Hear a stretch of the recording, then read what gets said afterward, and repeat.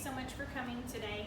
I wanted to bring you guys together to talk to you about collaboration in our school. So I have put together a collaboration service project for Berryville Elementary.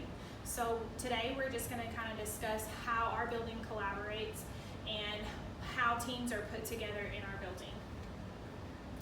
All right, so in our school district, we have lots of students. So elementary K2, we have 476 students. Intermediate, which is 3 through 5, we have 483. In middle school, 442.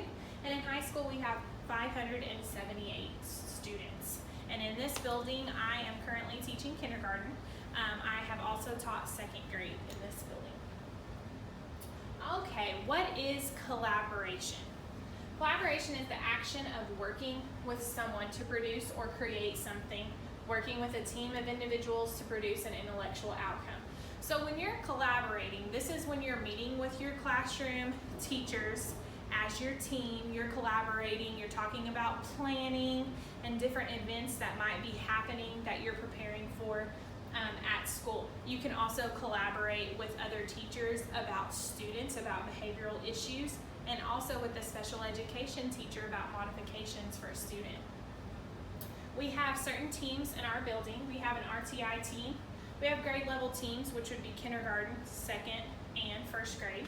We also have curriculum teams and IEP teams. Our RTI team, the purpose of this team is to organize and analyze RTI data that is recorded during Tier 3 interventions by teachers and determine necessary action for special education referrals. The people that are part of this team are Heather Ogden, which is our literacy specialist, Jill Jones, who is our math specialist, April Harmon, she is our special education director, and Kelly Swafford, he is our building principal. Grade level teams. Grade level teams work together weekly to plan cohesive lessons and discuss common assessments. Your participants there are going to be your grade level teachers. They all play an equal role in discussion and planning processes. Curriculum teams. This team meets weekly about district curriculum and what steps are needed to improve curriculum to better assist teachers and improve academic success for students. Participants on this team are again Heather Ogden, the literacy specialist, Jill Jones, the math specialist, and Christy Graham, who is our district curriculum coordinator. We also have IEP teams.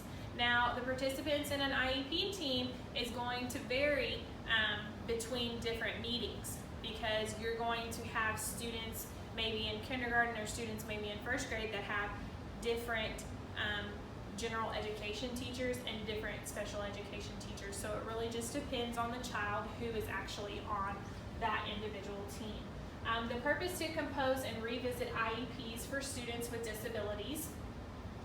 It is also their job to discuss modifications with classroom teachers, parents, and special education teachers. The participants include the special education director, who is April Harmon of our school district, classroom teacher of the student, the special education teacher. Jessica Bickle is our kindergarten special education teacher, but it's going to change if it's a first grade or a second grade student. And Kelly Swafford, who is the building principal. Also the parent of the child. The parent of the child must be present during those meetings. I've learned a lot about co-teaching in the class that I am in right now, and I'm very interested in it, and unfortunately we don't do a lot of co-teaching in our district. I would love to see this happen and to be implemented because I really feel like it would be beneficial not only for the teachers but also for the students. I think this would really enhance their learning, and it would also provide them with opportunities to interact with students who don't have disabilities. So I love the idea of co-teaching. Unfortunately, it's not exercised in our district. In our district, students are pulled out of the classroom and enter a resource room for special education services. If a student is serviced in reading, math, and writing, they are pulled from the classroom 3 different times throughout the day.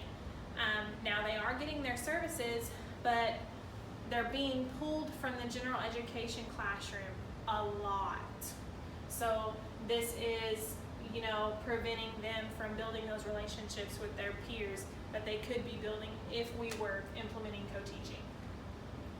Collaboration with parents. Collaboration with parents is addressed by hosting events such as literacy and math nights, where parents bring their children to participate in learning activities together by playing games and working on subject-based activities. So our district, we do our literacy nights and our math nights with parents to collaborate with them and get them involved, do a lot of parent involvement with that.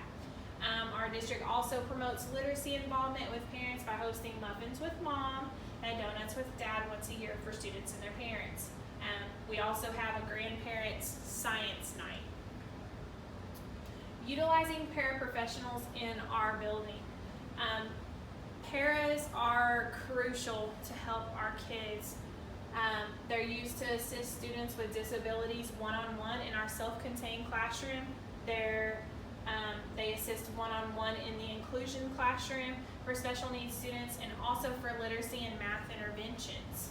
They also have paras that support our English language learners one-on-one and also for behavioral support with our alternative learning program. So paras play a huge role in our school, so it's very important that we utilize them correctly and we collaborate with them and make sure that they are understanding what is expected of them and how we can best utilize them. Process for special education referral. This is your process for whenever you have a student that you are worried about, they are struggling and you don't know what to do with them. This is going to be the process that you are going to go through to see if they need special education services, okay? So when a teacher feels that a student is at risk for failure, the teacher is required to document interventions and collect data. Dyslexia screeners are given and the RTI team goes over the data and makes a plan for remediation. The team decides if the student needs Tier 2 or Tier 3 interventions. After 6 weeks of interventions, the team meets again to review the data and the progress of the students. So the classroom teacher is going to do 6 weeks worth of intensive intervention. Now this is going to be daily interventions on skills that they are lacking. Okay, so after these 6 weeks, at that point, if the student is not progressing, we refer for level 2 dyslexia testing, which is going to be a more intensive assessment. We could also change interventions or move to Tier 3 pull-out interventions. This is where your math and literacy interventionists are going to pull these students from the classroom for extra assistance. All right, so they allow 6 more weeks and the team meets again to check on progress. At that point, the following can occur. We can continue the RTI. We might decide that they're not making quite enough progress to take them off the RTI, but we don't feel like we need to refer them at this time. We could dismiss the RTI. That's when they are making great progress. We don't feel like the RTI interventions are needed anymore. They're caught back up to grade level standards, okay? Or we can refer for special education. If a student is referred for an evaluation, parent consent must be given prior to the evaluation. So we must have parent consent before we refer a child for testing. The school psychologist will evaluate the student. If the student qualifies, an IEP meeting is held with the IEP committee and the parents. The meeting is held by the special education teacher, and she also writes the IEP. The principal sits in on the meetings to ensure success of the child, and the parent's role is to give consent and voice concerns and goals for their child. So the parents play a big role in these meetings. How we assess collaboration in our building. Collaboration is assessed and monitored by implementing weekly PLC meetings, which stands for Professional Learning Communities.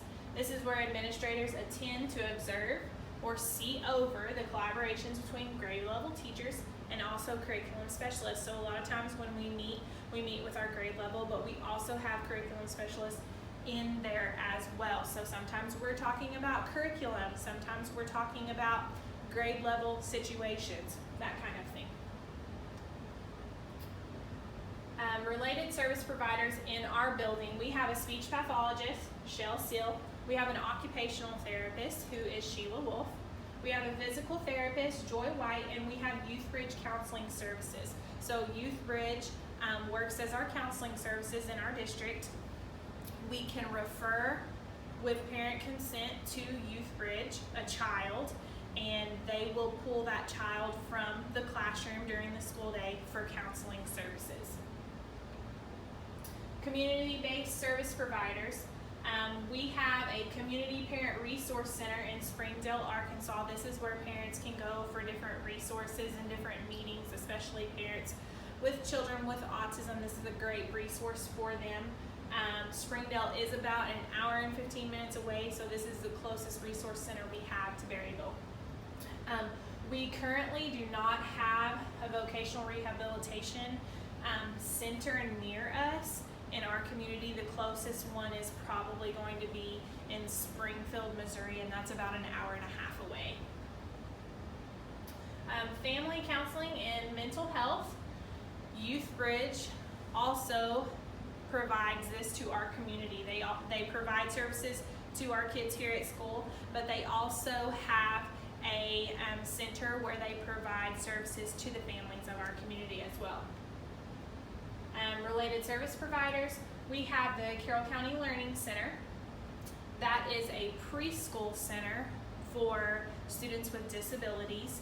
They also have an ABC program for students with poverty level income that can go there for free, but they provide all the therapies that they need for those children there. We have Wolf Wellness Center that provides physical therapy, occupational therapy, speech therapy, everything you need there. We have private practice speech pathologist Trish George. She has her private practice here in Berryville. And we also have Kings River Physical Therapy. Providers for early childhood special education services. This is birth to 3 and 3 to 5. We have our Carroll County Learning Center that I just discussed. It's a preschool for children with special needs, and all therapies are offered. They also provide out-of-school therapies. So if you have kids that need extra therapy from school that do not attend the preschool, then they offer those therapies as well. We also have our OUR Educational Co-op that provides developmental services for our preschools in the Carroll County area. So they are funded through the co-op, and they come and provide the developmental services that the preschools need in our area. All right, well, that is the end of my presentation. Thank you guys so much for listening, and I hope that we can start this school year off on a great foot and have lots of collaboration and do what we can as professionals to help these students succeed.